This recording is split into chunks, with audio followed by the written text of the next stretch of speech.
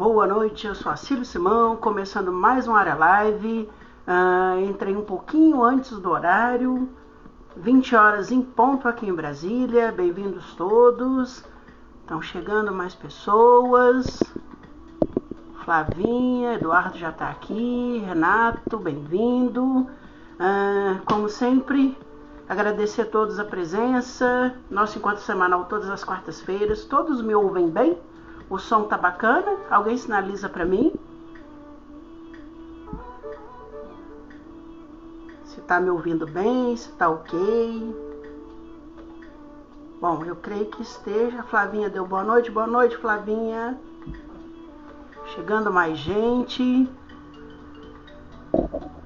Bom, como sempre, vamos começar a nossa conversa de hoje com a nossa convidada da semana que vem, a artista plástica Sandra Barreiro, que vai estar aqui com a gente semana que vem, que já é nossa internauta, está sempre por aqui e acompanha o nosso trabalho, uma super artista plástica, e a gente vai conversar com ela semana que vem.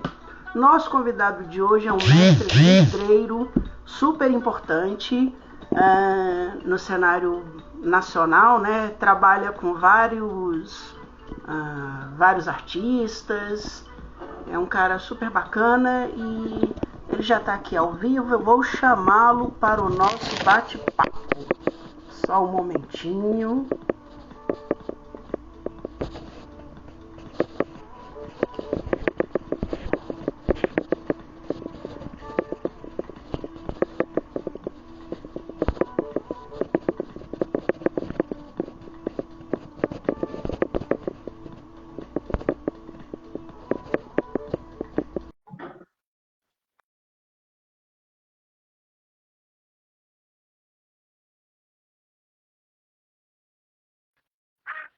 Tá travando, Flavinho, o som?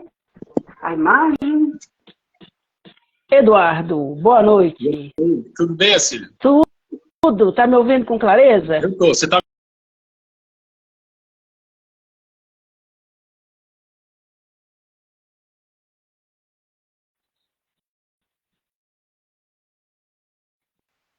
Tá me ouvindo? Tá travado. Agora voltou. Voltou, né? Agora me ouve com clareza. Agora sim. Tudo bem, cara? Tudo. Bem-vindo, boa noite. Obrigado por ter atendido o nosso chamado. Eu sei que você é tímido e quando você aceitou o convite, você falou assim, vou fazer pelo vidro. Eu gostei muito disso. É isso aí. Muito Obrigado pelo convite aí. Sempre falar de vidro e divulgar a arte vidreira sempre é um prazer, né? Vamos lá. É bom ter os mestres vidreiros aqui, né? Eu gosto de trazê-los. Já trouxe uma super mestre vidreira aqui, vou trazer um outro. E aos pouquinhos a gente vai mostrando os bons do país, né? É bom ver que no Brasil essa arte se mantém, né? Não é só vidro italiano. Né? Eu acho que a gente está indo bem, viu? Acho que nós estamos indo bem. Bom, dentro da situação do Brasil em relação ao vidro, a gente até que está sobrevivendo, né? A gente, como eu costumo falar, a gente não tem escola de vidreiros no Brasil, assim, formada, com apoio formal da indústria, do SESC, do SENAI, enfim, nenhuma instituição tem uma escola, então formar mão de obra é sempre um super desafio, né? E quando você compara o Brasil, a cadeia de fornecedores para a indústria artesanal no Brasil é praticamente inexistente, né? Tudo, material todo importado.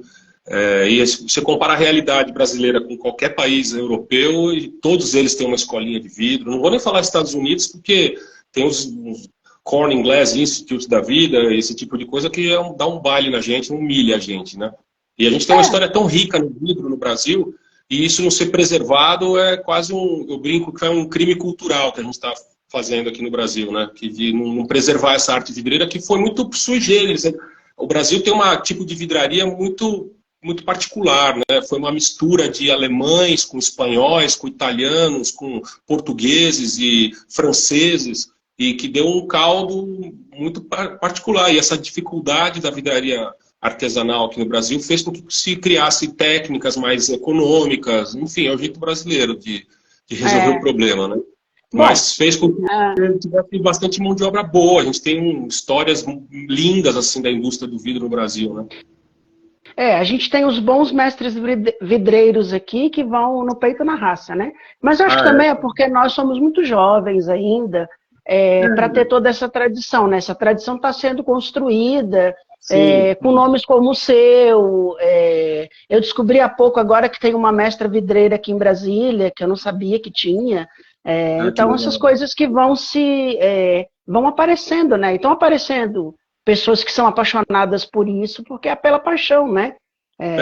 Bom, eu queria começar a nossa conversa aqui falando sobre formação acadêmica, né? Queria que você falasse sobre sua formação acadêmica, para depois a gente chegar na parte do vidro e tudo.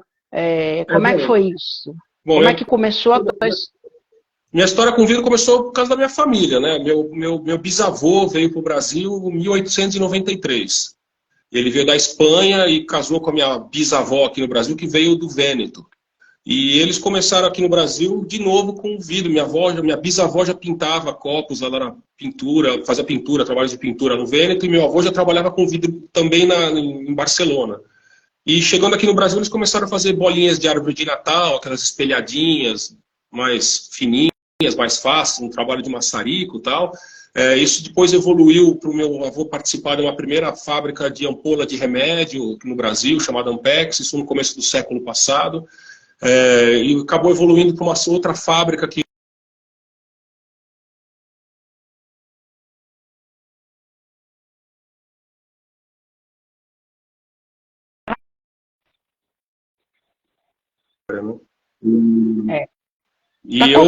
na sua imagem está sendo cortada. Talvez porque você tenha que desligar o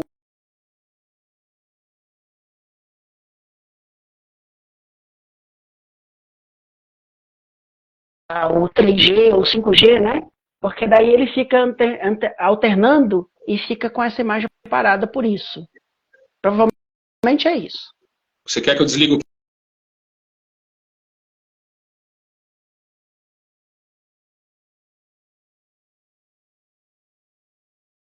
Porque talvez ela que esteja atrapalhando a tua imagem. Deixa só no Wi-Fi. Tá, pera um pouquinho.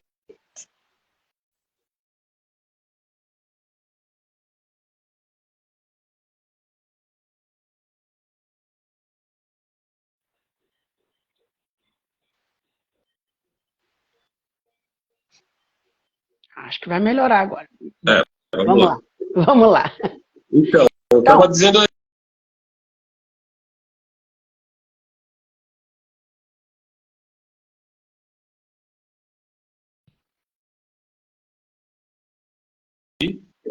Eu sou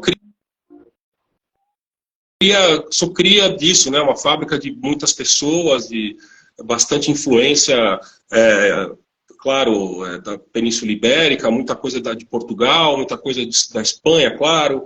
A gente tinha um intercâmbio nos anos 70 também muito grande com a indústria argentina de vidraria também, que era muito maior do que a brasileira no começo do século passado, né? A Argentina, começo do século passado, dava banho no Brasil, assim, né? Até porque a migração europeia preferia um país, na época, melhor desenvolvido, com mais fresco também, né? Para trabalhar, né? Que é uma coisa importante, né? E o Brasil, tropicalzão, cheio de mosquito.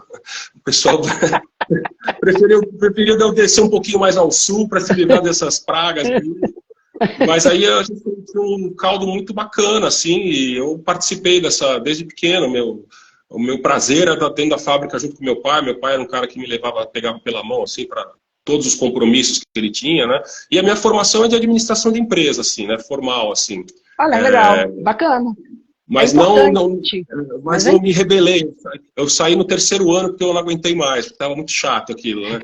Mas eu fiz um ano de comércio exterior, não achei muito bacana. Depois eu passei para administração, fiz até o terceiro ano, porque também já trabalhava, achei meio chato aquilo. Eu gostava muito mais da parte de criação, de desenvolvimento na indústria, né? E aí então, o bicho do design então te mordeu cedo. Você já sabia o que queria. Mais ou menos. porque eu fui meio que canalizado para isso, meio balizado para isso, porque na antiga fábrica do meu pai tinha um departamento comercial que queria fazer as vendas comerciais, como todos, querem ganhar suas comissões e tal, e quando aparecia um arquiteto, um designer ou um artista plástico, eles empurravam para mim. Puta, lá vem mais um pentelho encher o saco aqui, vamos empurrar pro Júnior, que o Júnior deixa ele lidar com esse povo que não vai dar comissão mesmo, só dá... Mas foi uma bênção, né? Porque eu comecei a trabalhar com o Tunga, importante, com o Jacqueline, das artes, enfim, tem eu não vou nem ficar citando muito aqui para não ser deselegante com alguém que eu já tenha trabalhado, né? Não menos importante do que esses que eu já citei. E isso foi me dando um prazer de trabalhar, porque cada vez é um desafio diferente, não é aquela coisa de fazer uma fábrica de copo americano, repetitivo, 120 por minuto, enfim, a gente tem o conhecimento disso, né? E eu fui me enfruinhando no mundo do vidro, assim, de maneira muito todas as possibilidades que eu tinha de viajar para fora, de conhecer fábricas na Europa, né, que é o berço da nossa vidraria aqui no Brasil, né? Eu fiz curso na República Tcheca, fui trabalhar um pouco na Alemanha, tive um contato muito próximo da indústria sueca, que também nessa pesquisa de tecnologia, de buscar gastar menos energia, né, esse tipo de coisa, a gente tem que pesquisar onde o pessoal está mais na frente do que a gente, simples assim, né? Eu brinco aqui que as primeiras fábricas de vidro no Brasil se deram no começo de 1800 por iniciativa de Dom Pedro, na questão de tentar industrializar o país e tudo mais. E quando você vê que você vai na Suécia, na frente da Costa Boda, está escrito lá, inaugurar em 1740, né? Então... É história pra caramba. Entendeu? A gente aqui, porra, e os caras não abrem o jogo pra gente, nunca abriram, nunca foram fáceis essa relação de vidraria. É um mundo muito fechado, muito né, enfim... conta a lenda que quem entrava em Murano não saía vivo, né? Tinha que guardar o segredo o resto da vida, enfim. E eu sou um apaixonado por vidro, né? Eu acho que isso é tudo em todas as áreas, né? Dizem também que o segredo da seda na China era protegido a 7 chaves, né? Para se produzir seda. Eu acho que todas essas grandes artes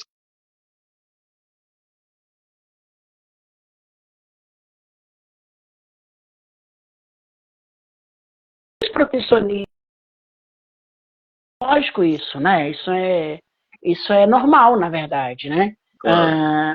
E quando você começou a trabalhar com esses nomes todos, os nomes do design da arte, você já conhecia essa galera? Ou eles foram se apresentando para você à medida que iam aparecendo? Como é que era? Não, você tinha consciência? Você tinha essa consciência já do design, da arte ou não? Olha, a gente sempre teve assim contato com arte.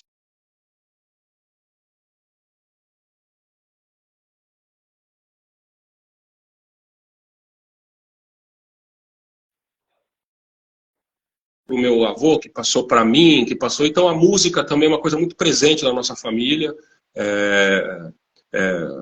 Enfim, a mãe gosta de pintura.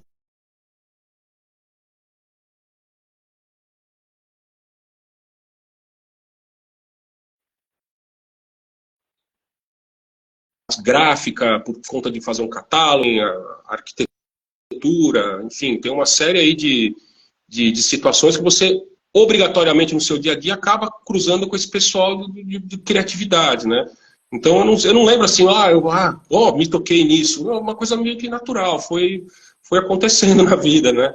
A gente tem muito amigo também que viram artista, que estudaram com a gente, que acabaram migrando para esse ramo assim, mas é uma coisa muito natural, assim, né? E para mim é mais prazeroso ainda quando eu comecei a ter contato com artistas bons, ou menos ou mais conhecidos, porque você acaba tirando alguma casquinha, né, desse pessoal, tentando enriquecer um pouco a sua vida, o seu conhecimento, sempre interessante, né? Eu sempre brinco aqui com os entrevistados, sempre pergunto, né, quando é que o bicho do design mordeu? Por isso que eu estou perguntando isso, né? Porque alguns têm muita certeza do que querem e outros entram nesse caminho, o caminho se apresenta na vida deles, né? E aí vai se apaixonando e tudo. E a minha impressão, quando eu converso com os mestres vidreiros aqui, os que eu já conversei, né? É que é uma paixão mesmo, é uma coisa de paixão, de gostar. Eu sou um apaixonado por vidro e cristal, por exemplo. Eu sou um grande fã da Jaqueline Terpes. Acho ela um dos grandes nomes. Com o dia que eu conheci, que eu a conheci pessoalmente, eu fiquei... quase como tá vendo uma grande estrela do pop internacional. Ela é fantástica. A Jaqueline é até um nível assim que o pessoal tem que remar muito para chegar perto do que ela já é. E a Jaqueline sai um pouco só do vidro, né? Ela vai em todas as frentes. Ela é uma grande artista plástica que se expressa especificamente pelo vidro, é mais conhecida pelo vidro, mas ela é uma grande artista plástica. Já trabalhou com cenografia, com artes plásticas, é uma mulher bem à frente, assim. Eu adoro ela. Eu já trabalhei com ela, eu já fiz trabalhos, talvez um dos primeiros trabalhos que ela fez, que é um vaso que tinha uma gota penduradinha, ela fez nos fóruns da Cambé, e eu participei muito disso. Eu cheguei a produzir aqui algumas coisas para ela, tal. Enfim, eu adoro ela, o trabalho dela é sempre desafiando o material no limite, né? Essas coisas me agradam bastante. E outra coisa, uma pessoa honesta também, honesta do trabalho, né? Apesar que eu brinco que a gente tem vindo desde antes de Cristo, então achar que a gente está fazendo uma coisa nova é muita pretensão, né? Porque ontem mesmo eu recebi uma fotinho de uma garrafa feita 200 anos antes de Cristo, uma garrafa com formato de peixe, coisa mais linda do mundo. Então, a gente em 2023 querer achar que está sendo inédito é muita pretensão, mas enfim, ela faz um trabalho assim, do coração, que tenta não se influenciar por outras coisas, e eu admiro muito o trabalho dela por causa disso, né? Ela está à frente de muita gente, né? Foi até um assunto engraçado que você tocou, que eu estava pensando nisso. Eu tive lá no London Museum e eu vi na parte grega, na parte romana, eu vi um vidro desses assim antigo, igual você está falando, e eu fiquei impressionada. Eu falei, nossa, como eles tinham esse poder todo naquela época? Porque você olha assim e fala, nossa, é um cristal lapidado esse negócio. Como é que chegaram nesse nível todo, né?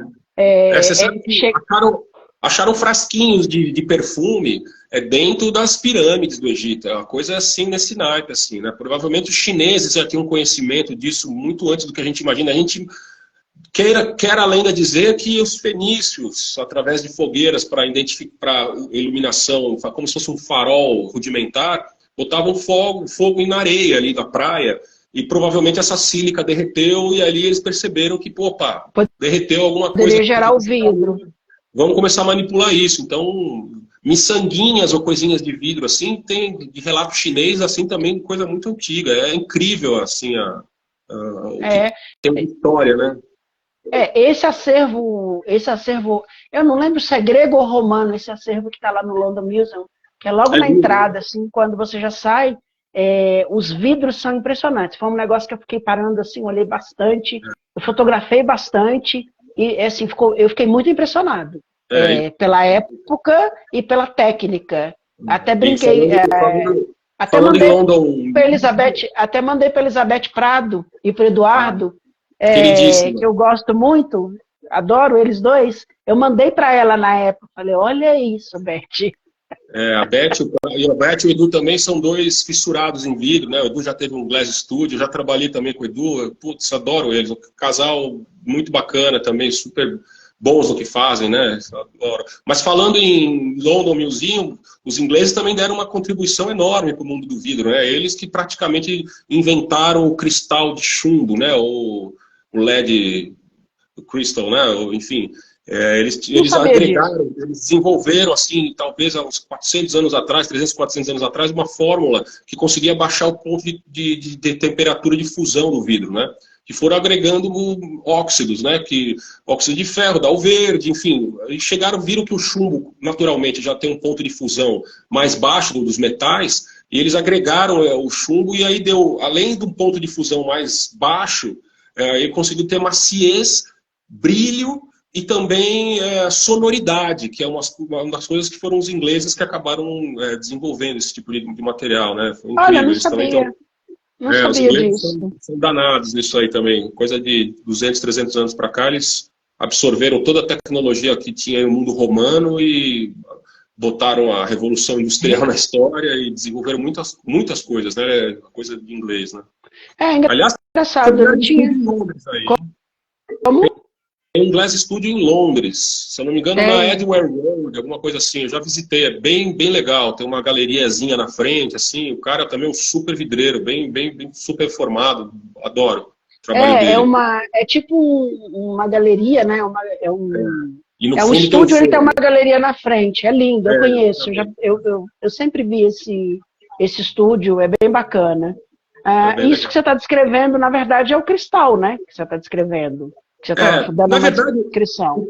isso é uma coisa também que muita gente me pergunta, qual a diferença do vidro para o cristal? Na verdade, o cristal e o vidro vidro. Vidro é vidro. A única coisa é que o cristal é feito com alguns materiais mais nobres. Por exemplo, no Brasil não tem uma BNT que regulamente isso, mas na Europa existe uma regulamentação que qualquer massa vítrea que tenha mais do que 20% de alguns elementos nobres é considerado um cristal. Porque o inglês inventou o cristal de 24% de chumbo, o alemão fez com 18% e também teve um resultado incrível. Então eles normatizaram isso. Então as massas vítreas que tenham mais do que 20% ou de óxido de chumbo, cristal de chumbo, ou de potássio, que é o cristal de potássio, que é o que a gente usa aqui e tal, são considerados cristais, né? Então, mas o que importa no final das contas qual o processo de fabricação que você está fazendo, ou um processo automatizado ou um processo artesanal, né? Então pode ser até um vidro reciclado de garrafa de Coca-Cola, mas se ele é feito artesanalmente, eu acho que para mim é isso que valoriza ele, né? Então, mas o Brasil não classifica desse jeito, a gente só tem classificação para pagar o imposto de IPI maior ou menor, essas maluquices. Não tem essa tradição, por exemplo, igual o europeu dá, né? O europeu trata essas coisas todas como ativo, né? Eu digo isso aqui sempre. É igual, por exemplo, eu morei em Londres 2 anos e meio, e eu ficava impressionado com como eles tratam, por exemplo, os filmes do Harry Potter como um ativo. Claro. Então, todo lugar que você vai, tem lojinha do Harry Potter de tudo quanto é jeito, e aquilo está presente na cultura deles, e eles tratam aquilo como um ativo. Como, por exemplo, a família real e outras coisas tradicionais inglesas, que eles têm esse... Eles conseguem tratar aquilo com orgulho e, ao mesmo tempo, tornar aquilo rentável. A gente não tem isso. A gente já teve uma época dourada do vidro no Brasil, né? Eu diria que os anos 50 foi uma época dourada assim, da indústria vidreira no Brasil.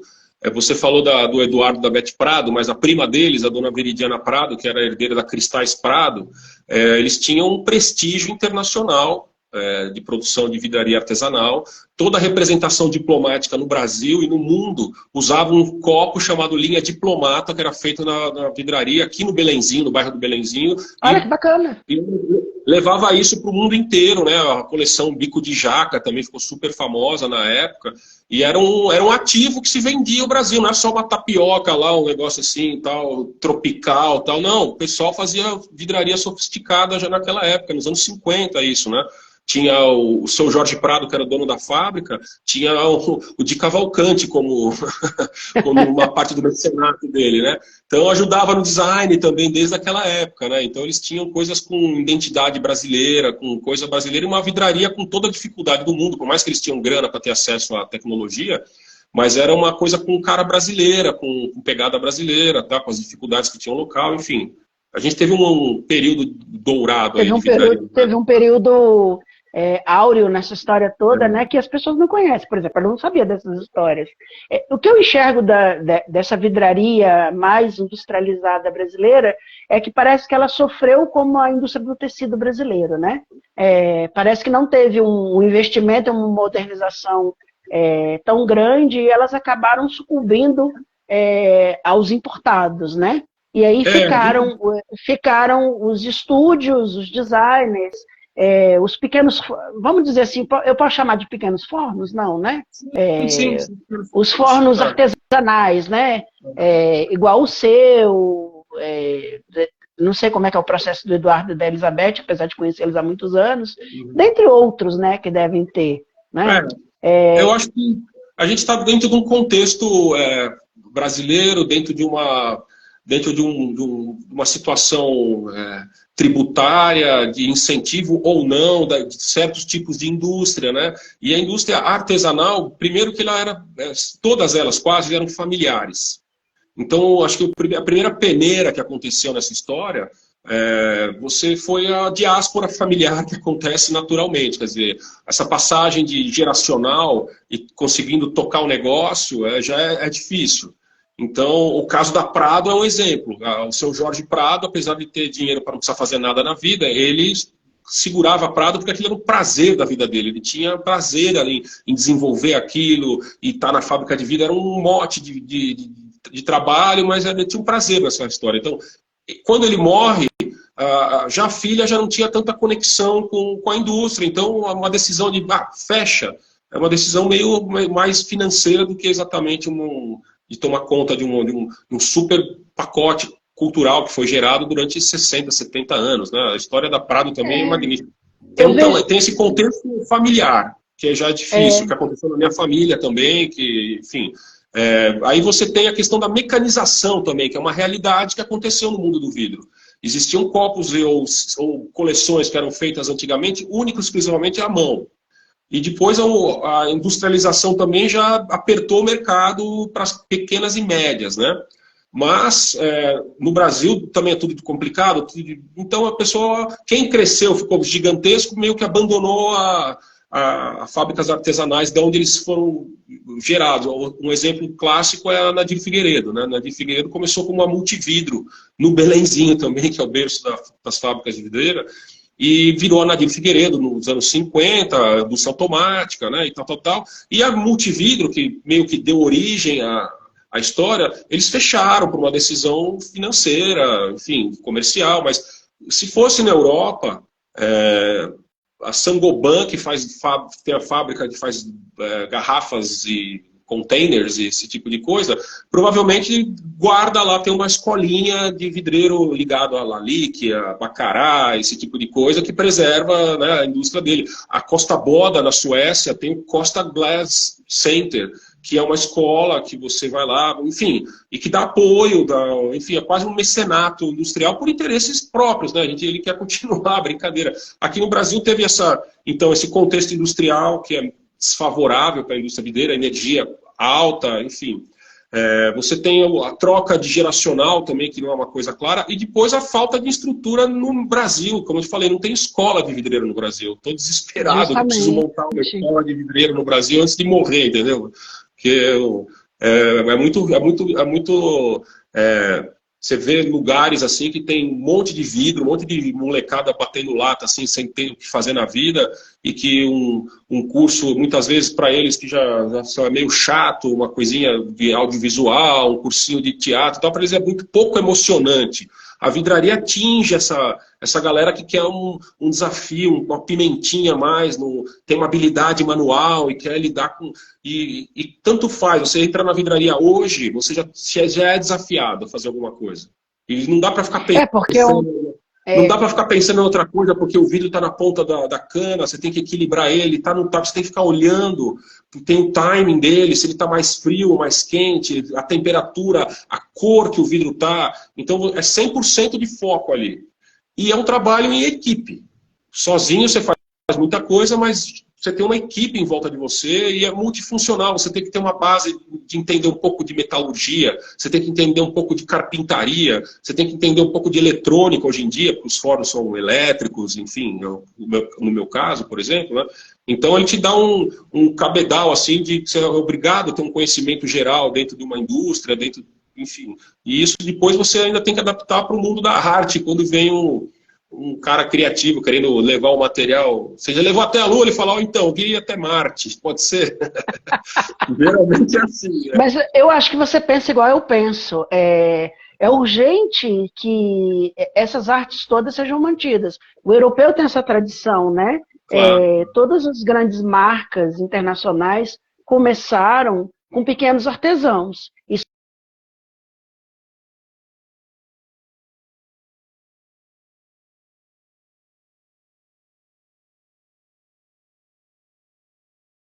empresas muito grandes, né?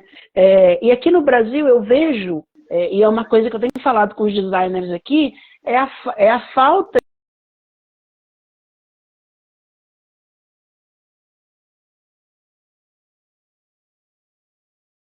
do a lidar com aquilo e tá levando essa paixão, né? Mas quem que vai ficar depois de você, né?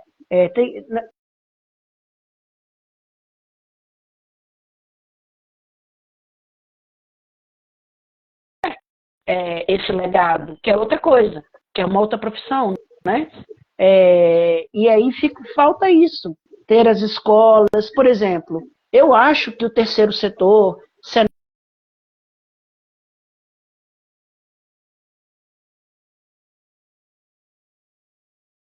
benefícios como era antigamente, né?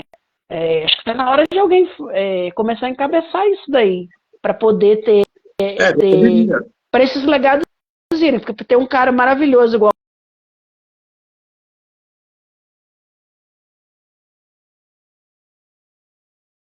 não só o Estado, o Brasil é muito grande, né? A gente pode ter fornos e vidreiros em vários lugares do país. Você não acha também que é porque as pessoas conhecem pouco da história do vidro, por exemplo? As pessoas veem pouco isso? Bom, historicamente, a indústria de vidro sempre foi uma indústria muito fechada. Para você visitar fábricas de vidro por aí, antes no mundo inteiro, não era só aqui no Brasil, era muito complexo. Você não entra. Você vai em Veneza até hoje, você vai ver o cavalinho rampante e acabou. É difícil você ter uma experiência de ver eles produzindo algum material daqueles mais sofisticados que eles fazem. Eles não entregam o jogo assim fácil, sempre foi assim.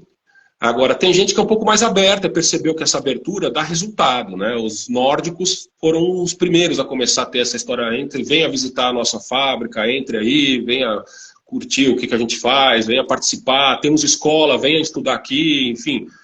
Isso hoje é uma realidade. A Vista Alegre, por exemplo, que é cerâmica, sim, lá em Portugal, e agora parece que eles compraram agora uma indústria de cristal, né? Então, começando a fazer cristal. E o que acontece? Eles têm, é o que você está falando, eles têm a escola, eles têm residência artística para artistas que querem, está lá no site da Vista Alegre, você pode ver isso, e tem a visita à fábrica da Vista Alegre, que quando você vai para a região, você tem uma visita técnica ao local, que isso ajuda a apaixonar. Por exemplo, eu sempre gostei do cristal e do vidro, né? Quando eu cheguei em São Paulo, eu fui até um forno para ver o tal do sopro de perto. Aquilo é um encantamento. Mas o que era? Era um grupo de jornalistas fechado. Naquela época não tinha essa questão da internet nem nada. A gente no máximo tirava fotos e tudo e tal. Mas não é a mesma emoção de estar lá no local. Né?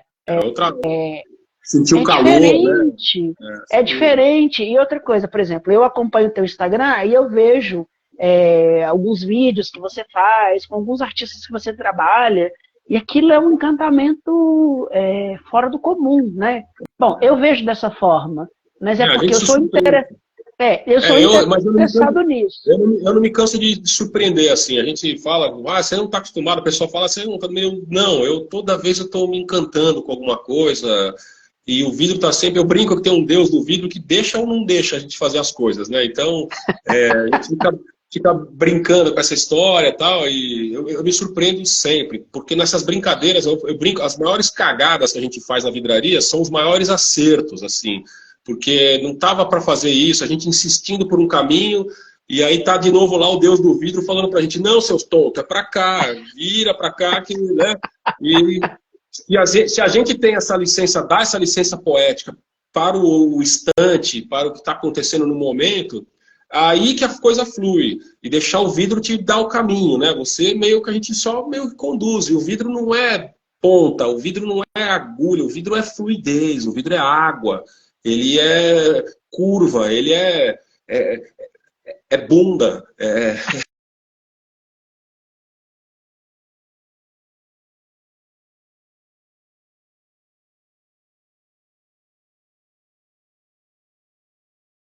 Fortes, lapidado, e crucifixos e coisas assim, mas não adianta, ele é fluido, né?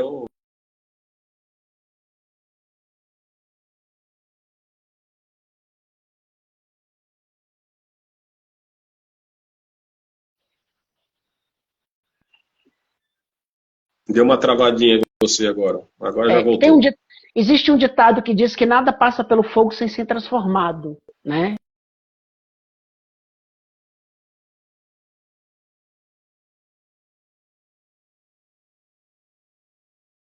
Essa imagem, se eu retornar, deixa eu retornar. Tá me ouvindo? Agora tô. Tá. Eu queria que você falasse um pouco agora, porque a gente falou bastante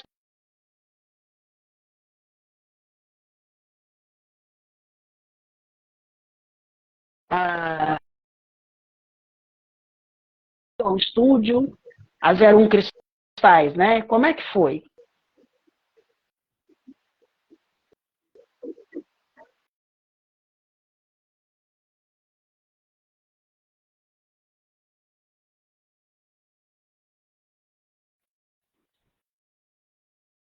Numa cooperativa, né? E eu fiquei até o ano de 2000. E depois eu saí de lá Certo. por razões administrativas, tal. Eles continuaram o trabalho deles e eu fiquei assim, pô, como é que eu vou fazer? Vou montar um Glass Studio, porque eu adoro o que eu faço, sempre gostei e tal. Comecei uma pesquisa de tecnologia, né? Porque a gente, apesar de ter acessos em feiras de Düsseldorf, indústrias técnicas, em feiras técnicas e tal, mas a gente está, bom, agora eu vou investir, vou atrás de um Glass Studio, vamos ver o que tem no melhor no mercado. E aí eu fui procurar um pouco de tecnologia, você acaba, onde você acaba? É a Alemanha, é esse povo que faz engenharia, né?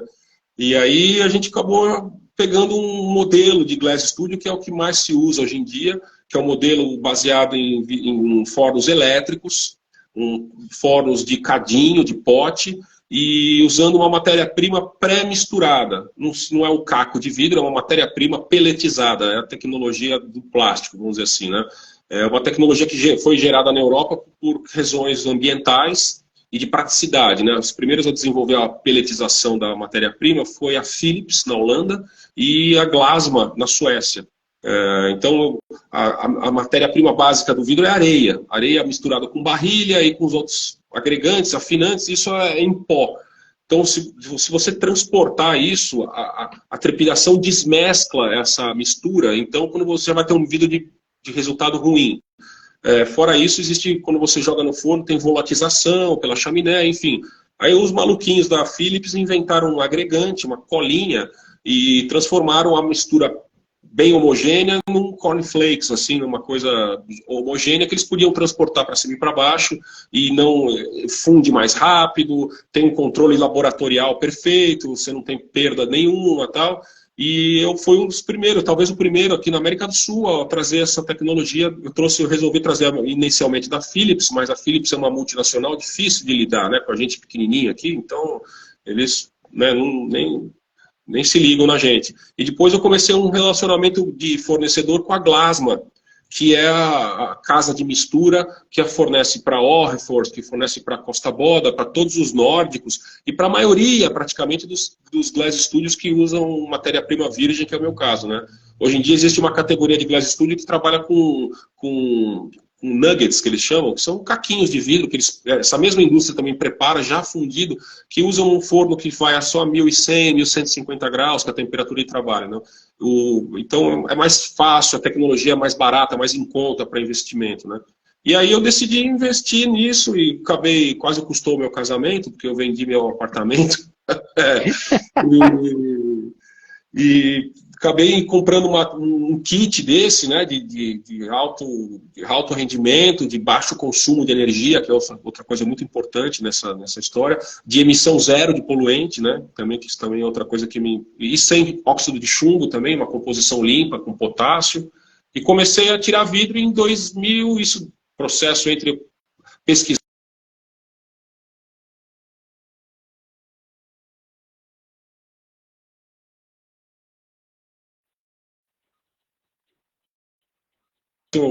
uma um recall, assim, um pessoal que já me conhecesse de outra fábrica, eu ia ser molezinha, que nada. Eu virei um pária.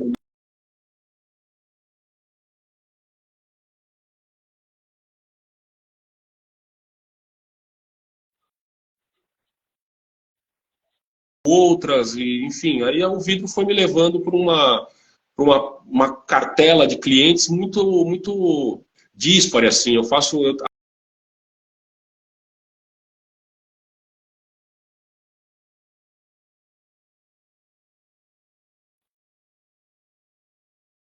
móveis, peças para copo para tomar água, então eu atendo restaurantes também. Então, é uma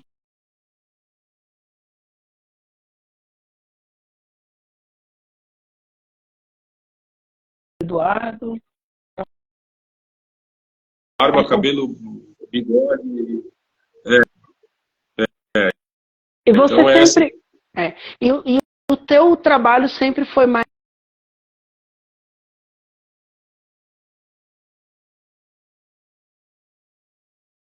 Ou sempre foi gosto?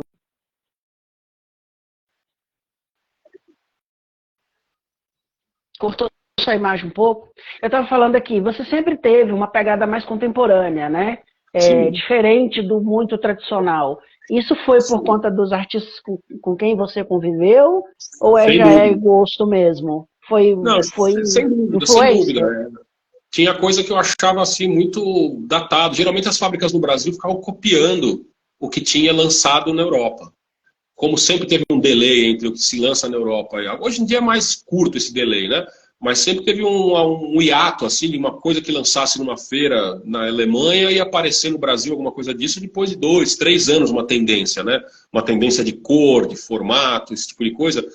E eu já achava aquilo que uma coisa muito, assim, sem identidade. Sempre achei, e claro, trabalhando com as pessoas de pequenas e médias demandas, você é forçado a acabar sendo influenciado por esse povo criativo, né? Graças a Deus o pessoal apareceu na minha vida, porque a gente acaba e acaba sendo e acaba contribuindo também com o trabalho desse povo também, né? Muitas vezes a gente tem que eu brinco, eu sou um ghostwriter assim de muitos projetos assim, porque a pessoa vem com a ideia, vem com olha, eu quero fazer tal coisa, mas vem com um desenho que é inviável, ou seja,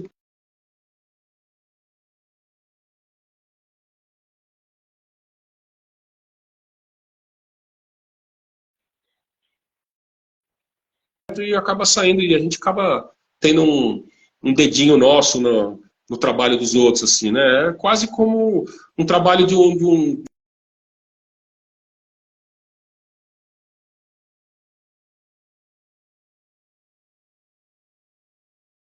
Uhum. a orquestra toca a mesma partitura de uma forma diferente, né? Cada uma tem uma bossa diferente, né? Então, Você acaba sendo o maestro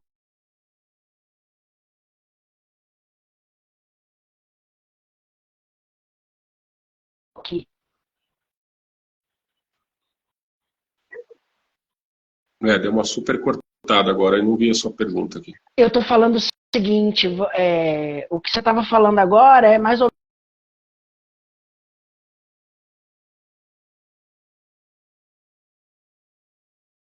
executar a música, né? Os seus toques pessoais, para que É, essa música claro, seja claro. executada, né? Nem sempre vai ser executada como o cara imaginou. E aí,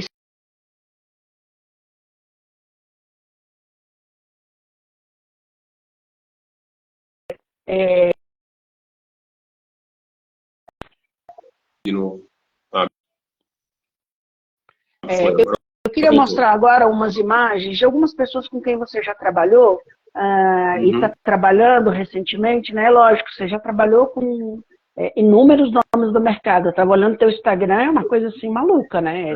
Todo mundo bom passou por você, né? Mas eu queria começar com uma pessoa que eu adoro, que eu já entrevistei aqui, Carolzinha Ah, Gai, Carol, maravilhosa, que é geração, um nova geração.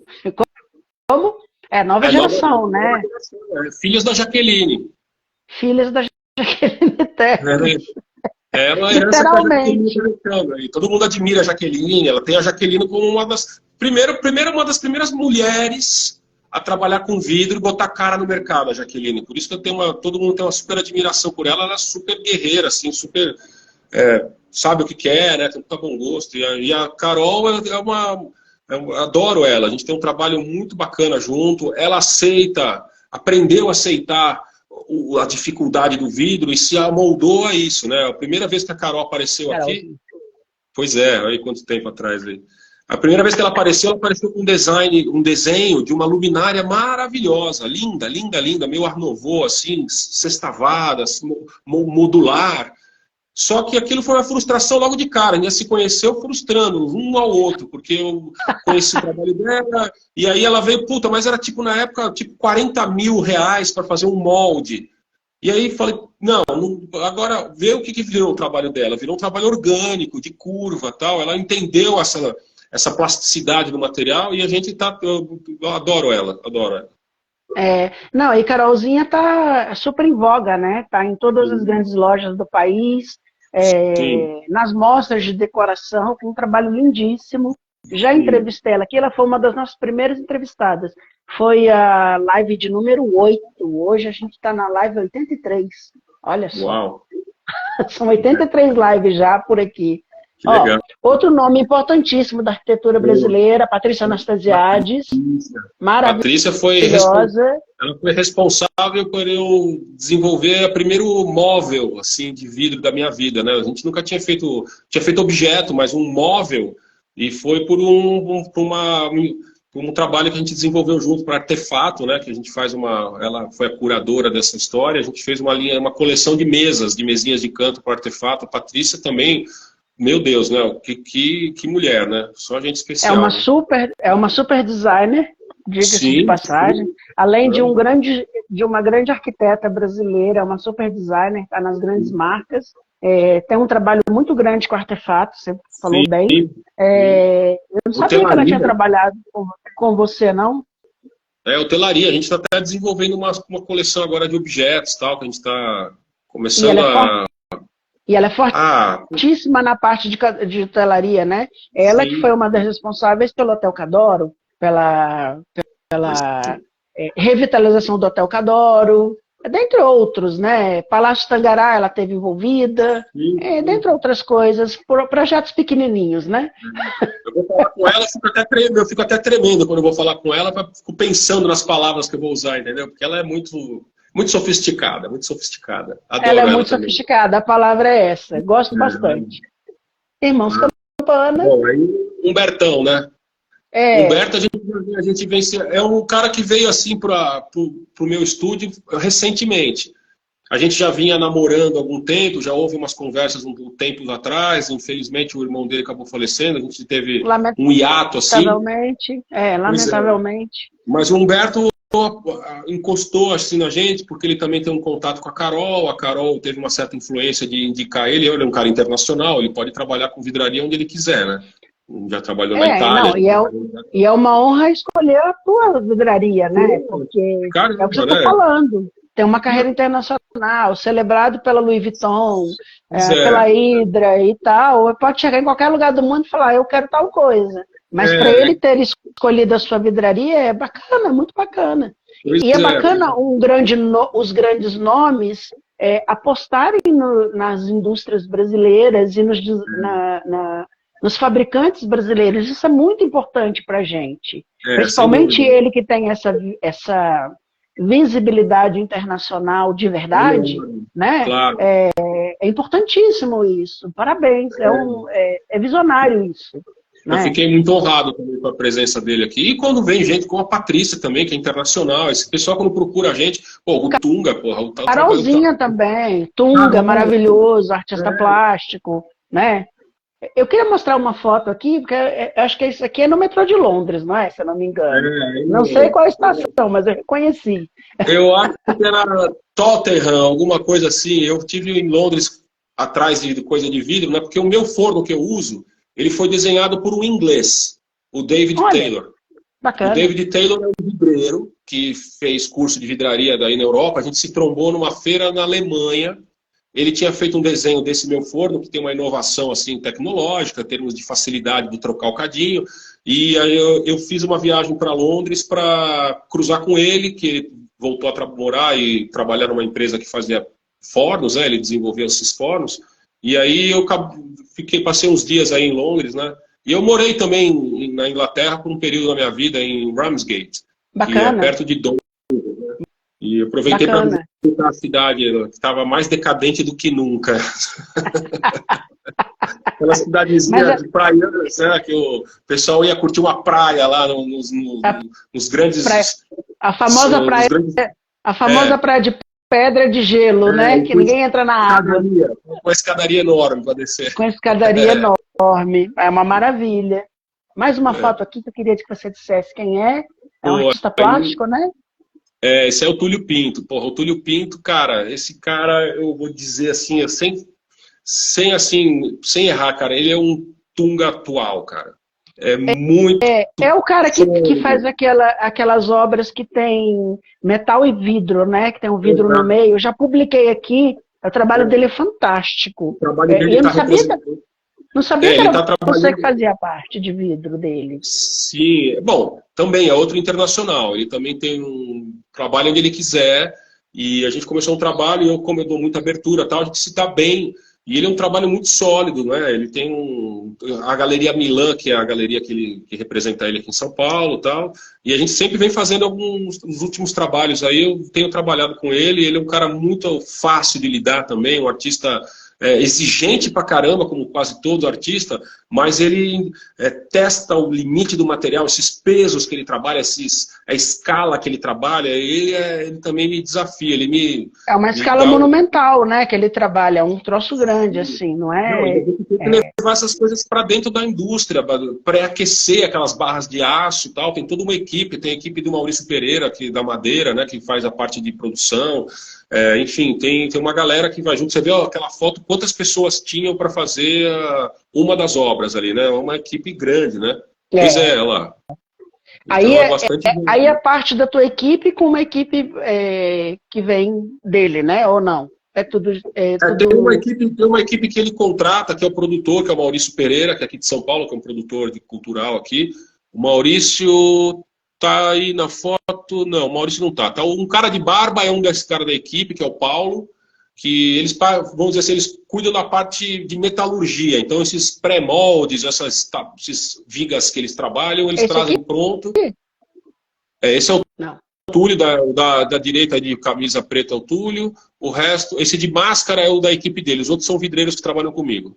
O Legal. Marcelo, o Lúcio. Aqui é a tua equipe, né? Que trabalha dentro dentro do estúdio, né? Exatamente. Um desses já aposentou e tal, mas é a equipe que trabalha comigo, né? São as pessoas que ou cresceram comigo ou me criaram. Tem um pouco dos dois aí, né? A gente, É uma eu coisa, brinco, é uma coisa é, familiar, né? Quantos são sim. hoje? Porque lá no teu site tem a descrição, né? De todos os membros da tua equipe, né? Além de Sim. você. O site está um pouco desatualizado, porque tem um ali que já infelizmente faleceu e outro que aposentou, mas acaba oxigenando a equipe e tal. Mas eu trabalho, normalmente são 5 pessoas que trabalham aqui comigo. Normalmente 3 na vidraria e 2 no acabamento, fora eu que estou na história sempre, sempre. Agora, tem vezes que eu tenho que chamar freelance. Então, eventualmente, como esses casos do trabalho do Tunga ou do trabalho do Túlio Pinto, aí chega a ter grupos de 10 pessoas trabalhando assim, ao mesmo tempo, assim, uma equipe bem, bem bacana. E eu, nesse meio, como você falou, família, eu sou conhecido como Júnior. Dentro da fábrica de vidro eu sou o Júnior, entendeu? Ninguém me chama pelo Eduardo Ruiz, assim, é É difícil. Quem sempre que me conhece o sabe, Júnior. eu, Júnior, a gente só em 2 lugares, na minha Ainda bem que família. eu, ainda bem que eu publiquei o Júnior. Ou na minha família ou é na fábrica de vidro. O resto dos meus amigos me chamam de Edu e tal, enfim. Mas geralmente é isso. Eu sou o Juninho. Olha, de repente é o caso de fazer uma parceria com uma faculdade de arte, por exemplo. Ah, Aí em São Paulo claro. tem a Belas Artes.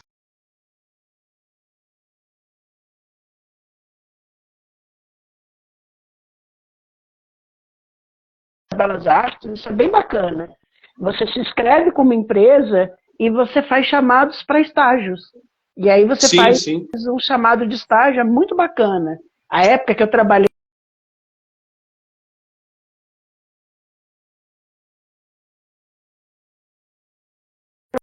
A gente partiu do Henrique, que era o único que trabalhava quando eu cheguei, para uma equipe com 13 meninas trabalhando. E foi maravilhoso, assim. E tudo queria de belas artes, né?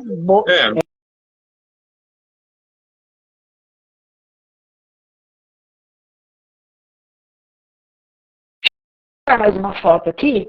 Queria que você me dissesse. Ou curadoria, né? Essa aí é a Jeane Terra. Jeane Terra. A Jeane Artista, Terra trabalhou design... com a... Ela trabalhou e agora começou a fazer um trabalho autoral. Bacana.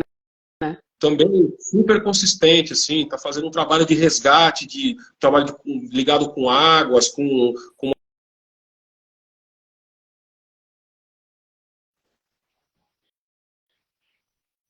trabalho também muito bacana. Muito a Jeane Terra também, uma querida, adoro ela. Muito, muito, foi um prazer que ela apareceu Muito na minha legal. vida também, porque gente boa demais.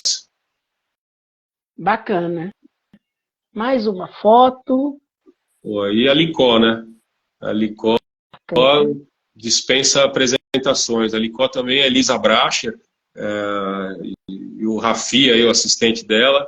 A gente já fez uns trabalhos muito bacanas. Aí, o Rafi, da minha direita, e a Licó, a Elisa Bracher. Também gente também da melhor qualidade. Por acaso a gente estudou na mesma escola, ainda tem umas referências meio parecidas, assim, né? Também é um amor muito de pessoa, legal. super exigente, super flexível, assim, vem com trabalho, mas aceita muita sugestão, né? E tem um trabalho monumental de pedras enormes, de pedaços de madeira, assim, gigantesco. A gente fez alguns trabalhos, assim, que eu também tenho orgulho de trabalhar com ela. Muito legal. Eu vi que você é movido por desafio, né? Se a pessoa chega para você com um desafio, é o que te motiva, né? Quanto maior, melhor. O cara chegar aqui e falar, vamos fazer uma fábrica de copo americano, não vai dar, desculpa aí, mas isso aí... E como é que é a abordagem de novos designers para o teu trabalho? Como é que funciona isso, por exemplo? As pessoas, os designers, porque o nosso público hoje é formado muito por designers, né? Os designers acompanham o meu trabalho muito, escutam as lives e tal, enfim. E às vezes eles me perguntam, né, direto, eu preciso de alguém para fazer vidro, alguém para fazer madeira, você conhece? Às vezes acontece, né? Como é que é isso? O designer pode chegar para você e falar, olha, nós estamos aqui com um projeto, como é que desenvolve isso? Como é que se chega na... Cara, 01 Cristais. Sem frescura. Sou eu aqui, eu não tenho secretária, não tenho ninguém, a gente é simples, curto e direto. Eu vim aqui com o teu projeto, a gente analisa, não vou cobrar nada para fazer uma primeira análise, ver se a viabilidade, tento fazer um orçamento. Muitas vezes a gente não sabe o que não dá nem para criar um orçamento. Aconteceu, por exemplo, uma vez, a queridíssima Baba Vaccaro, que faz tempo que eu não vejo ela. Maravilhosa. Pois é, eu também adoro ela. Ela estava trabalhando como a diretora de arte da antiga Dominit, La Lamp. E Sim. ela fazia. Eu entrei em contato para oferecer o serviço e tal, e ela tinha uma equipe que trabalhava com ela desenhando lustre, desenhando coisas assim maravilhosas, só que nunca tinham visitado uma fábrica de vidro. Então, putz, que orçamento que eu vou dar para esse... Não, eu falei, para. Eu propus para ela fazer um workshop, vim aqui participar amanhã, aí vieram, aceitaram a proposta, trouxeram a galera, aí eu estiquei, puxei, soprei, estourei, brincamos com o vidro uma manhã. E dessa brincadeira, elas voltaram com a cabeça, né, né? E isso, na época, acabou gerando 5 coleções diferentes, né? Então, é nessa troca, na verdade, não tem... o contato é direto. Porra, Edu, tá, me atende, me liga daqui a pouco, vem aqui visitar, né? Eu não tenho loja, assim, não tenho, assim, varejo, então eu atendo pessoalmente as pessoas, assim, é um negócio de olho no olho, eu prefiro até, né? E perde o tempo que tiver que perder, eu ganho o tempo que tiver que ganhar, né? E assim que vai, não tem frescura. Graças a Jaqueline, essa geração da Jaqueline, depois a geração agora da Carol, eu posso falar do Stefanovic, o Paulo Goldstein, tem outra galera que também que a gente está trabalhando, que o trabalho deles, como usa o vidro, acaba estimulando os novos alunos que estão entrando nessa área de design, de artes plásticas, a me procurar e eu sou receptivo. A pessoa pode ter nome. Outro dia apareceu uma menina indicada pelo DIB, Renato que lá da Dib, DIB, maravilhoso. Renato, um amor de pessoa. Uma menina que estava se formando na indústria, no negócio de moda, na Santa Marcelina, aqui, de moda. E eu atendi a menina aqui, uma menina que tem um puta futuro, assim, e não me importa se a pessoa é humilde, se é muito rica, ou se tá começando agora, ou se é um cara estrelado, eu costumo atender do mesmo jeito, assim, né? A gente dá a mesma Muito legal, atenção. mas tem que ter essa atitude para ter abertura, né? E as pessoas se É, apaixonarem por isso. E é. saberem Eu, que tem uma pessoa que está apaixonada do outro lado e que está interessado em melhorar o mercado do vidro no Brasil, né? Esse mercado artesanal, design, arte, isso é muito bacana, é uma atitude muito legal, parabéns. a gente tem que fazer isso porque também é o que me motiva também, né? Isso é uma coisa que, né, vale a pena ter esse contato com essas pessoas. Muitos vão acabar, sei lá, mudando, sendo outra coisa na vida e tal. Mas se eu puder botar uma sementinha, eu costumava aqui no começo, hoje não mais, mas eu costumava receber criançada do Colégio Oswald de Andrade, Isso que é legal.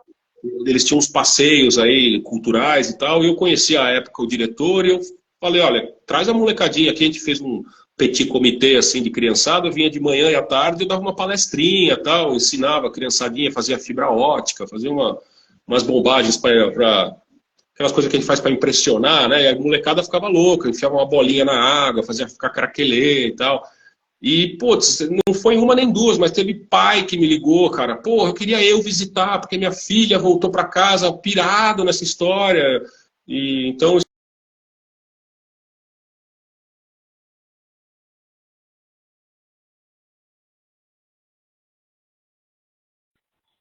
É sempre assim, as melhores lives são as quer que dizer, é mais difícil. trazem. É muito. Outro dia eu tive uma iniciativa, outro dia. Um tempo atrás eu tentei bater na associação.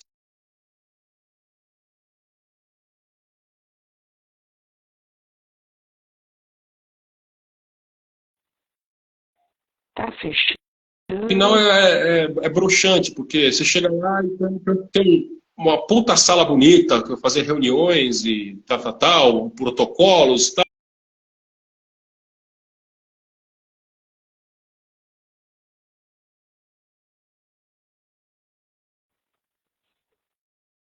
E esse terceiro escalão, quarto escalão que tem aqui, eles são burocratas do sisteminha ali, dentro de uma indústria ainda automática, quer dizer, você não tem ali.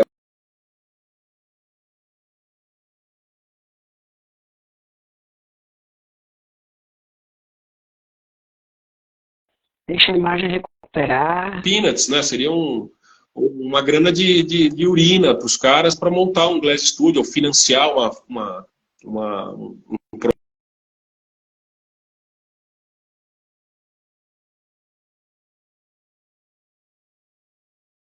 Fora de São Paulo, para falar que uma indústria que tá ali, para mostrar que tem uma indústria ali que está respirando à base de aparelhos, mas está lá cumprindo o é, papel, não é? E começa, é o que eu digo nesse mercado, a gente tem que começar, o mercado de design tem que começar a se unir mais, né? Todo mundo se apoiar, um apoiar o outro, né? Sou eu aqui fazendo a live mostrando os designers, mostrando que tem os caras bons do outro lado, os mas, caras quando nos atendem, por isso que eu agradeço muito quando vocês disponibilizam essa 1 hora para conversar com a gente, isso é muito importante, né? não, É porque as pessoas não sabem que existem esses. As pessoas conhecem o produto, né? Conhecem os vasos da Carol, mas não sabem como é que esse vaso foi feito. Não sabe é, que tem um cara muito experiente que precisou soprar aquilo ali. Lógico, tem todo o approach artístico da Carol e tudo, mas tem que ter a técnica de vocês. claro, Talvez claro. ela tivesse a ideia e não soubesse nem por onde começar, né? É,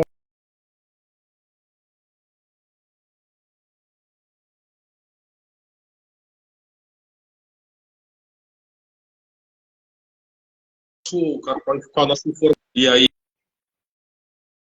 a gente tenta realizar, né? Mas tem muita o nosso... vaidade também.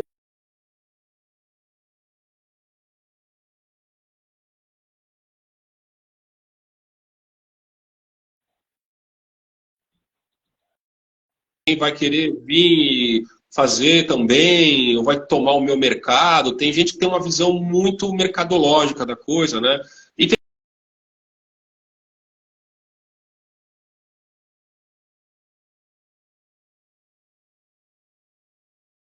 Deixa eu retomar.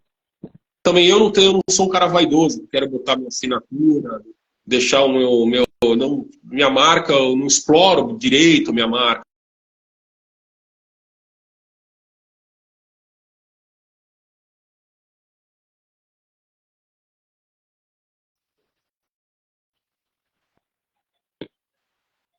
Uma coisa que eu queria te perguntar, por exemplo, você tem um pool de artistas e designers com quem você trabalha que são os melhores, né? Literalmente falando, né? Você atende essa galera. Você tem a sua própria marca 01 e os teus produtos, por exemplo, você pensa em assinar alguma coisa ou não? Por exemplo, existe Cara, a 01 Cristais hoje tem um estúdio de design que leva a sua assinatura, Eduardo Ruiz, por exemplo. Existe isso? Não, eu tenho muita coisa que eu que fiz, não tenho nem dúvida, eu tenho um trabalho assim, mas eu prefiro fazer um trabalho meio de coxia nessa história. Eu acho mais legal, cara, de fazer um trabalho de. Eu gosto de fazer uma prancha para um surfista surfar bem. Fazer entendeu? A coisa acontecer, né? De verdade. Eu quero fazer um violino e dar para um cara um Paganini tocar. Eu quero fazer uma coisa nesse sentido. Então eu fico muito mais confortável de ser um coadjuvante. Eu sou um cara meio, como eu te falei, um pouco tímido também. Eu não sei muito ser muito social. Eu odeio participar de feira. Eu odeio um coquetel. Eu tenho paura dessas coisas, entendeu? Eu sou muito família. Eu quero sair daqui correndo. Se eu não estou na fábrica, eu estou com meus filhos, com a minha família. Bacana. A gente é muito Muito bacana. Nisso, né? Eu gosto de estar. Gosto de ser, eu sou um ser meio só, assim, né? E geralmente quem é criativo, assim, geralmente é expansivo, promove muita reunião, promove muito bate-papo, e eu já não fico muito confortável com isso. Você vê o Guto Requena, que é outro cara muito bacana, jovem aí, que está arrasando aí no mercado de arquitetura. Ele é um cara que ele tá na frente de uma câmera, ele flui de uma maneira muito legal, tem um puta conteúdo, é um puta arquiteto. Então, esse pessoal, acho que eles são mais bonitos do que eu, inclusive, né? Tem uma faixa mais legal. Mas olha, pelo pouco que a gente está conversando aqui, eu não te conheço pessoalmente, né? Eu te conheço através do trabalho e vendo as pessoas com quem você trabalha, surgiu a vontade de te convidar para fazer a live.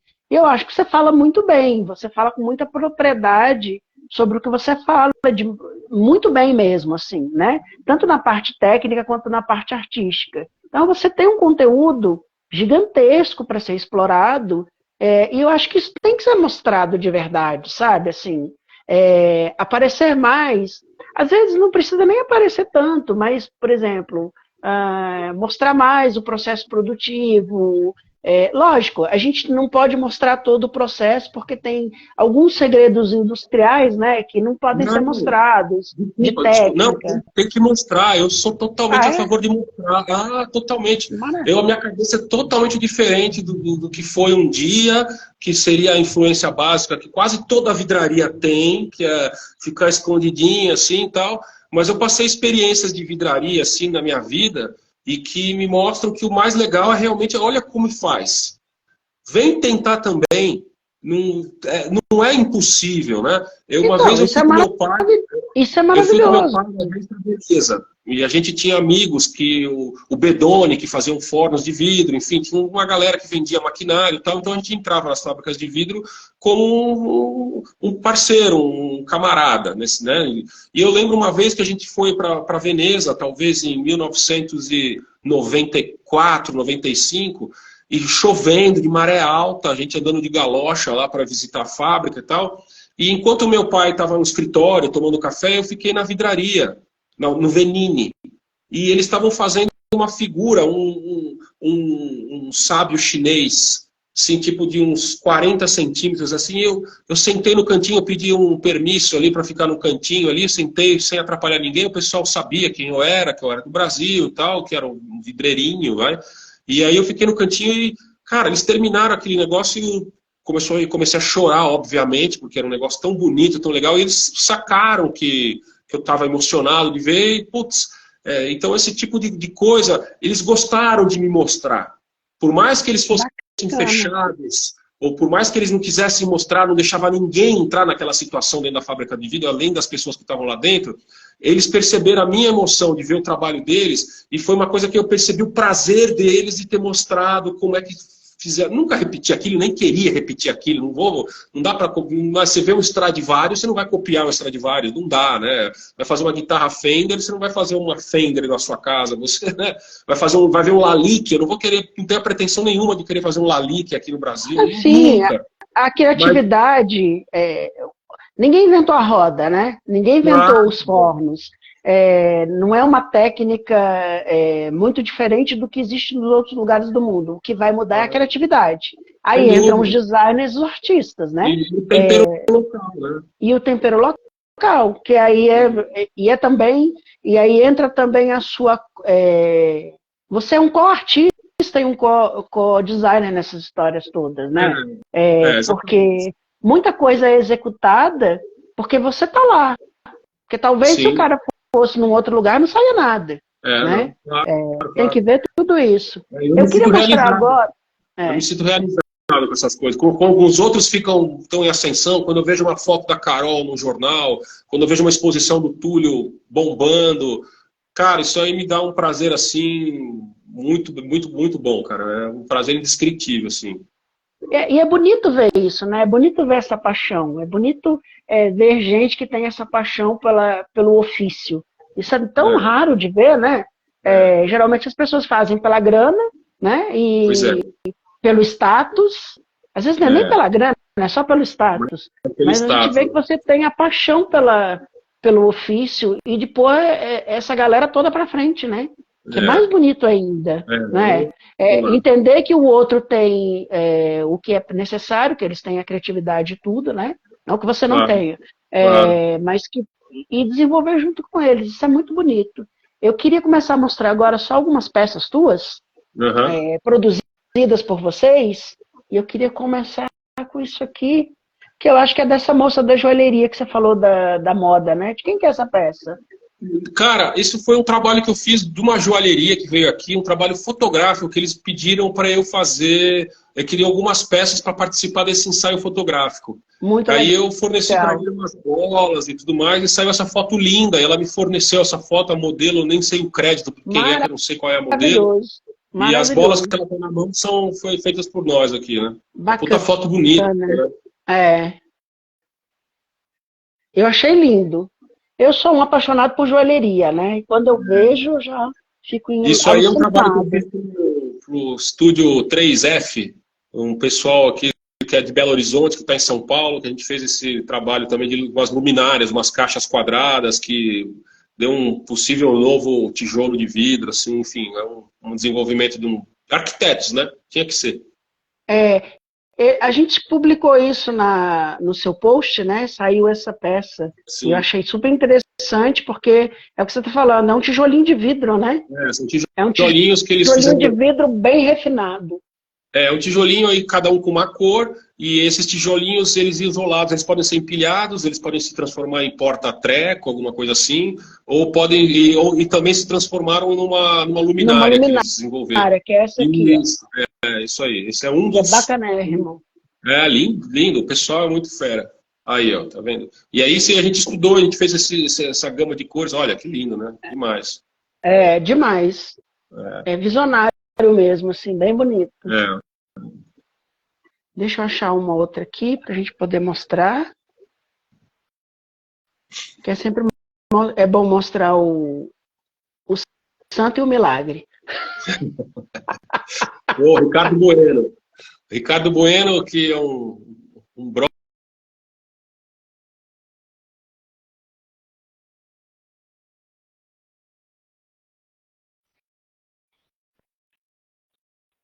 né? Um trabalho com máscaras africanas, assim, um negócio... Ele é um cara bem legal, é fantástico, né? Ele fez um trabalho de um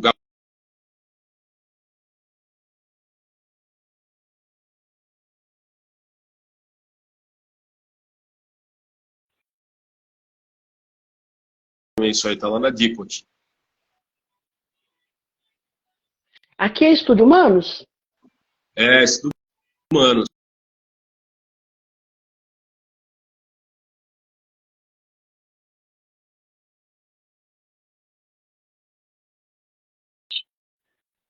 Muito criativo e dá liberdade para a gente fazer, dá liberdade para a gente desenvolver coisas e eles simplesmente colocam uma auréola em cima do nosso.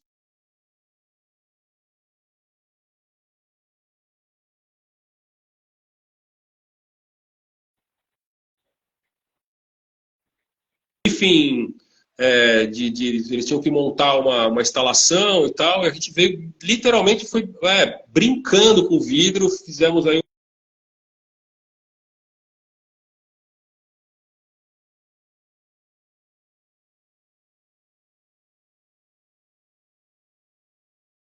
Bom, muito bom. O pessoal. Daniela e o Caio, maravilhosos, super. Entra na dança do vidro e aceita, entendeu? São generosos, né? Eu já entrevistei eles aqui, fizeram live com a gente. Gosto muito, desde o primeiro dia que vi. Tenho essa conexão com eles, gosto muito deles, assim.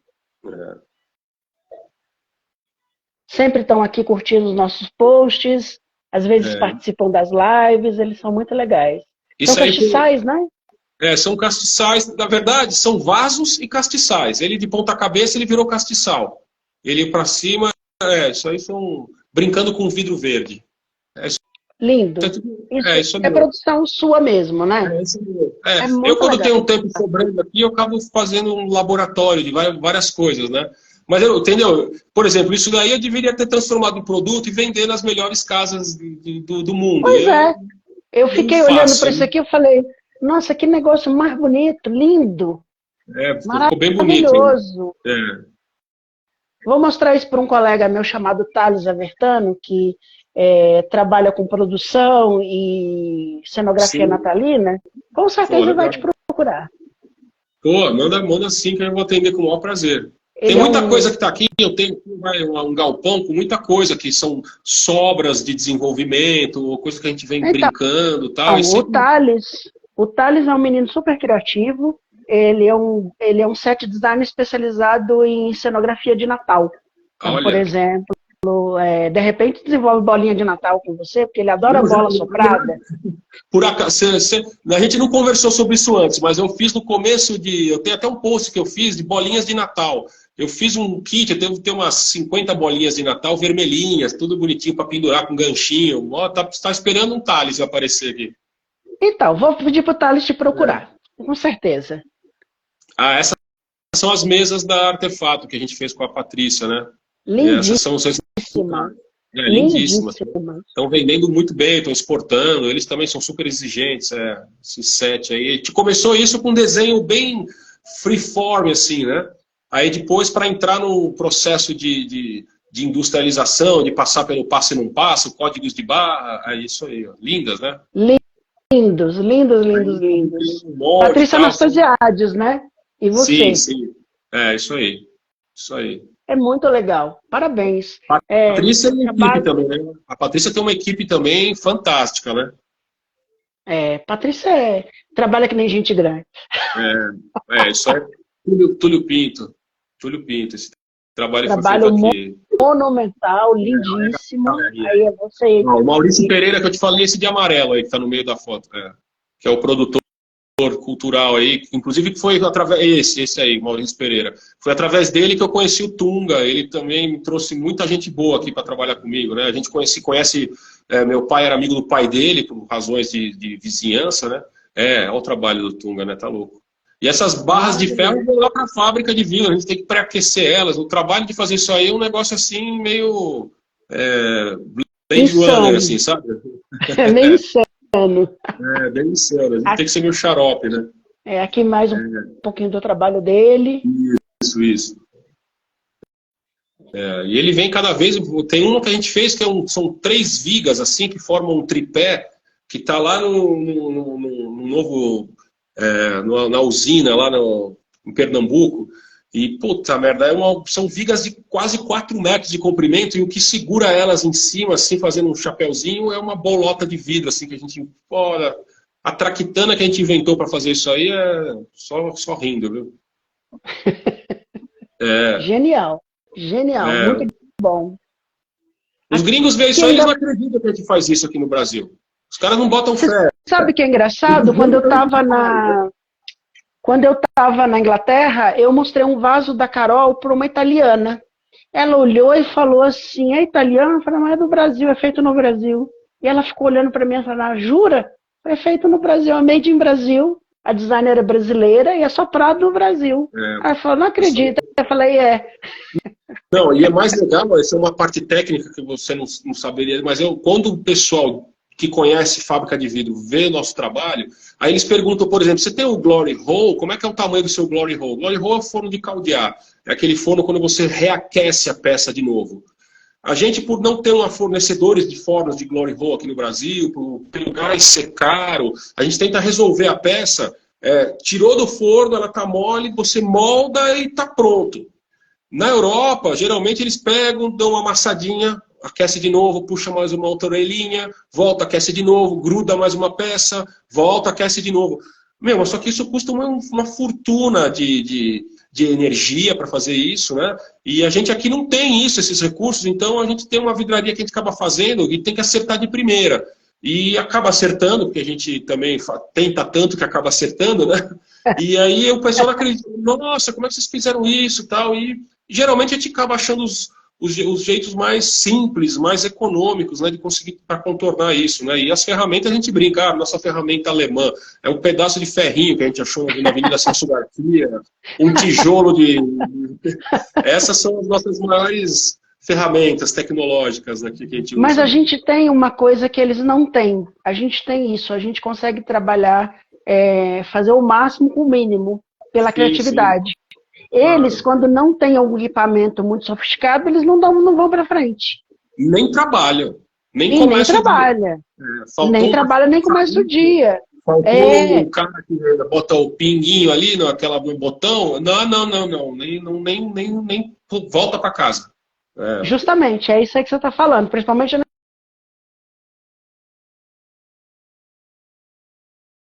essas são mesas, né? Ou são vasos?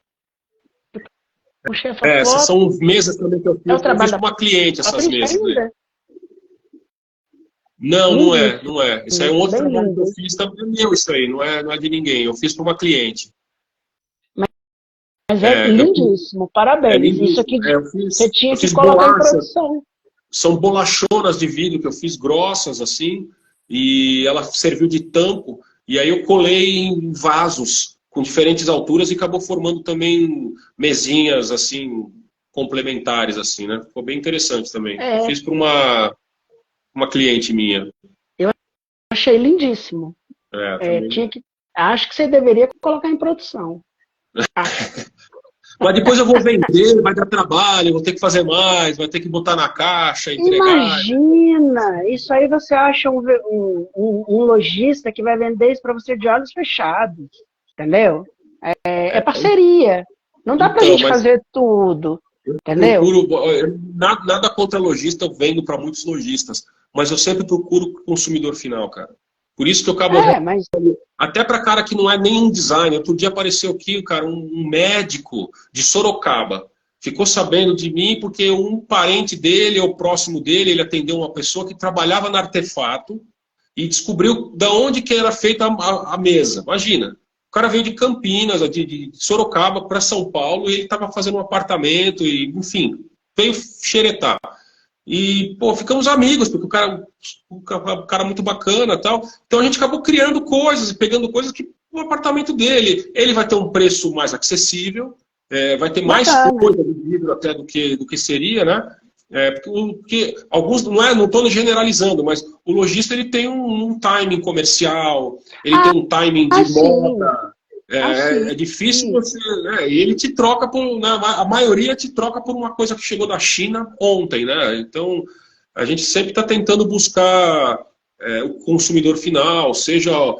por exemplo, eu fabrico também lustres, né? Tem construtora que me contrata para fazer um lustre para um prédio. Então, para iluminação de social, esse tipo de coisa. Então, eu estou vendendo o meu produto para esse consumidor final, entendeu? Então, eu trato a Carol, eu trato como ela é a minha consumidora final. Eu tento agradar ela. Se depois, para ela agradar o cliente dela, fica mais fácil, né? Então, essa é a pegada, né? Eu brinco assim, tem coisa bem melhor, mas igual não tem. Mas olha só, eu acho que hoje o nosso mercado está mudando, graças a Deus. A gente está tendo uma outra visão, né? A gente está tendo uma valorização maior do produto nacional e do design nacional, né? Então, acho que isso está mudando um pouco. E é o que eu tenho dito aqui, os designers têm feito o quê? Eles desenham para as indústrias e tudo, e massa e tudo, que é o prêt-à-porter deles, e eles estão mantendo dentro dos ateliês e dos estúdios a alta costura deles, que é mais ou menos o que você está fazendo, faz sob encomenda e tal. Né? Então, e precisa ser mais... É para gerar dinheiro mesmo, para vender, tem que vender. Né? Eu acho que... Está tendo um movimento que o pêndulo, né? Começou a facilidade, os preços que tinham da China, assim, invadiu o mercado brasileiro. O produto europeu maquinado invadiu o mercado brasileiro, né? Tem o pessoal, os distribuidores que vão na Europa e oferecem, chacoalha dinheiro na frente lá do pessoal. Eles trazem um monte de coisa que ficou estocado, ou que não girou legal na Europa, mas chega aqui no Brasil, gira bem, chega com produto de qualidade e tal, mas começa a ter problema.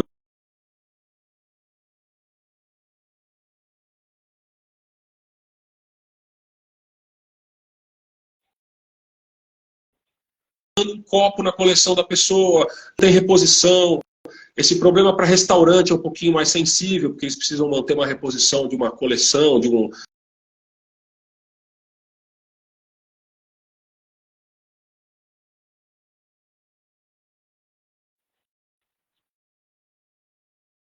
Acho que agora os lojistas também, principalmente o pessoal que trabalha com um público sofisticado, de alto luxo, está se preocupando em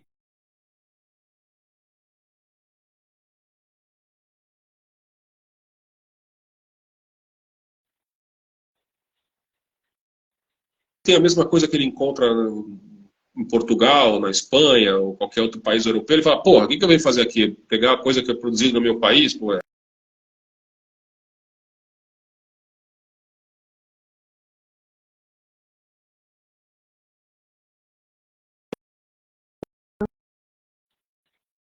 faz vidraria de resistência aqui. Vidraria de resistência. Design de resistência, né? Eu acho que é o geral que está se vendo no Brasil.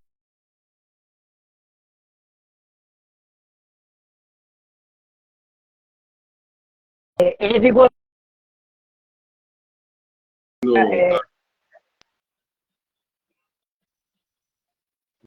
que tá levando isso à frente. Isso é muito bonito.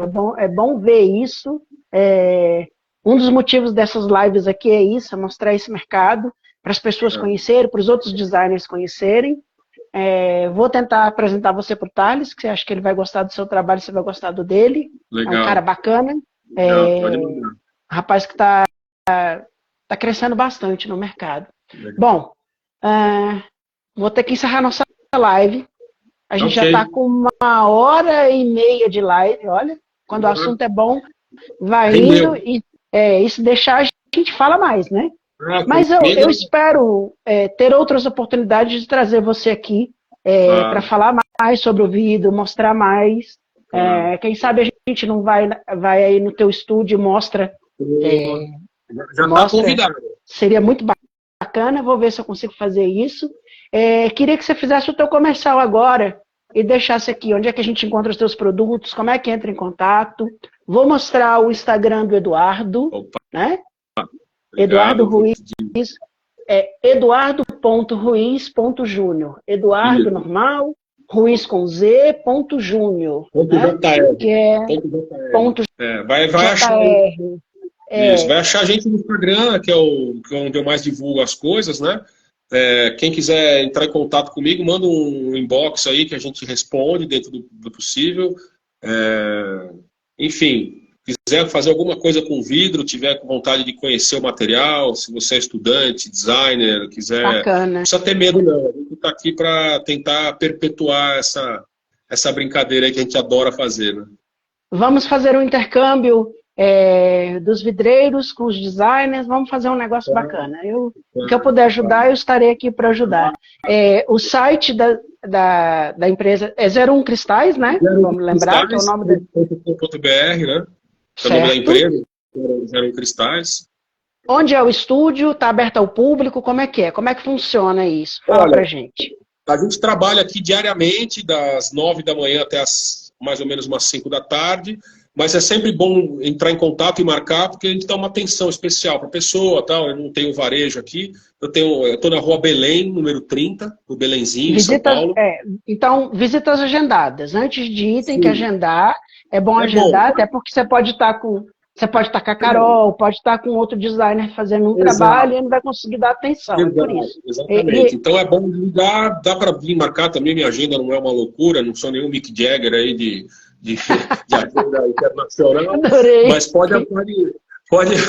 pode ligar aqui, geralmente, se tiver também outro... Acontece muito de gente aparecer de supetão, e são ótimos encontros, que de repente aparece um, aparece outro, pô, você mexe com isso, eu mexo com aquilo, e aqui eu tenho a minha sala aqui é uma sala ampla, então eu adoro receber gente aqui, então... Não, mas é bom lembrar que... É bom lembrar que é uma indústria, é um estúdio, é uma indústria, não é um showroom, na verdade, né? Então, por isso que é bom agendar, para poder ter atenção, para poder ver, para não cavalar horário, às vezes você está visitando um fornecedor, enfim, essas coisas normais que as pessoas têm que aprender a fazer, né? Não dá só para chegar de surpresa, né? Eu tenho um showroom aqui na minha casa, que é aqui no meu escritório, tá vendo? Aqui eu tenho uma prateleira com referências, bacana, mais coisas que a gente fez e tal, aqui umas obras que a gente faz de arte e tal, coisas que a gente fabricou e tal, enfim, tem bastante coisa aqui, e são as referências que eu mostro para os clientes, né, quando eles querem desenvolver alguma coisa, tal, enfim. Mas é muito para te dar uma atenção compatível com a nobreza dos visitantes. Maravilha, maravilha. Eu só tenho que te agradecer, mais uma vez, a simpatia, a generosidade, né? Essa aula dada aqui, porque é sempre uma aula, né? É bom ver essas aulas. Lembrar para as pessoas que essa live vai ficar arquivada, né? As pessoas vão poder ver, como as outras 82. E lembrando também, a gente agora está com todo esse material disponível lá no YouTube para as pessoas poderem ver. Desde a primeira live até a 82ª, e hoje vai subir já a 83ª. Então, só tenho a agradecer. Obrigado, parabéns pelo lindo trabalho. É emocionante ver profissionais como você no mercado. A gente fica muito orgulhoso, assim, de ver que o Brasil tem essa resistência vítrea. É uma resistência vítrea. Parabéns, meu querido. Muito obrigado. Obrigado, Cílio. Prazer em falar com você também. Qualquer dúvida de vidro é comigo mesmo. Sempre bem-vindo. Obrigado. Tchau. Pode desconectar aí. Abraço, Valeu. Querido. Tchau. Boa noite. Boa noite. Conversei com o Eduardo Ruiz Júnior, lá da Cristais 01, conversa bacanérrima, simpático. É muito bonito ver os profissionais que têm paixão pela arte, pelo design, né? E mais uma live para a gente ficar inspirado, né? Agradeço a todos que ficaram aqui. Hoje a conexão ficou um pouquinho ruim e tudo, mas me parece que nas melhores lives é quando acontece da internet ficar um pouquinho ruim. Bom, espero vocês na semana que vem. Lembrando que semana que vem a gente tem Sandra Barreiro aqui, tá bom? Aguardo vocês semana que vem no mesmo horário, às 20 horas. Até semana que vem. Obrigado pela presença, obrigado pela audiência. Nosso projeto depende de vocês, depende dos cliques, dos likes, da divulgação, e eu tenho só a agradecer a vocês. Até semana que vem, site área, assista, acesse, ouça essa ideia. da semana que vem. Obrigado